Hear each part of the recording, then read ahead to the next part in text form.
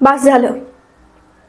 नेहमी मीच समजून घ्यायचं, मीच गप्प बसायचं आणि तुम्ही तुमचं सगळं बरोबर असं समजायचं. माझं मन नाही का? माझ्या भावना नाहीत का की या घरात फक्त तुमचे निर्णय चालणार आणि माझं अस्तित्व फक्त मान्य करण्यासाठी आहे? मी कमकुवत नाही. मी शांत आहे म्हणून कमजोर समजू नका. आजपर्यंत सगळं सहन करत आले कारण मला हे नातं इम्पॉर्टंट होतं.